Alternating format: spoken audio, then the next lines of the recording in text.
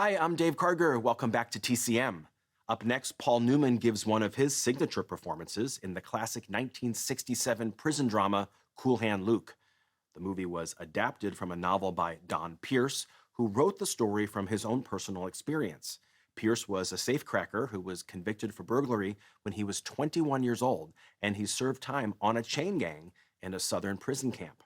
Director Stuart Rosenberg had been working in television when he discovered Pierce's book, and he took it to Jack Lemmon's production company, hoping that Lemmon would like it enough to star in a film adaptation.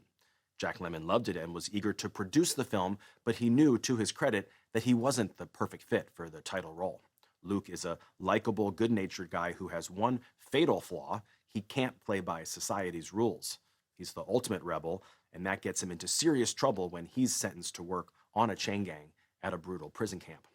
Jack Lemmon may not have been ideal for the role, but Paul Newman certainly was, and he jumped at the chance to star in this film. He later said, "It's one of the few roles I've committed myself to on the basis of the original book without seeing a script. It would have worked no matter how many mistakes were made." Newman's performance earned him a Best Actor Oscar nomination, the fourth nomination of his career. But it was another member of the cast who took home the Academy Award, George Kennedy, for his supporting work as Newman's fellow inmate named Dragline. The other prisoners are played by a terrific cast of character actors, including Harry Dean Stanton, Dennis Hopper, Wayne Rogers, and Ralph Waite. From 1967, also with Joe Van Fleet and Strother Martin, Cool Hand Luke.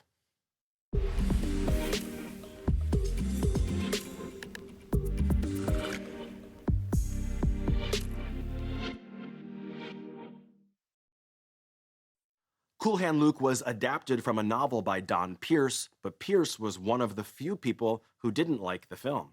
He felt it completely butchered his story, but ironically, his early involvement co-writing the script with Frank Pearson earned him an Oscar nomination for Best Adapted Screenplay. George Kennedy won the Academy Award for his supporting performance as Dragline, and the Oscar gave his career an important boost. He had been acting in movies for 6 years, but his career went on to span more than 6 decades, ending in 2014. Paul Newman was also nominated for an Oscar for his starring performance, but the competition in the Best Actor category for films released in 1967 was extremely tough. He was up against Warren Beatty for Bonnie and Clyde, Dustin Hoffman in The Graduate, Spencer Tracy in Guess Who's Coming to Dinner, and Rod Steiger, who won the Oscar for In the Heat of the Night. Up next is a heist movie from 1968 featuring an all-star cast led by football legend Jim Brown. Next on TCM, The Split, then The Maltese Falcon, and later, La Cage aux Folles. TCM is a real drag today.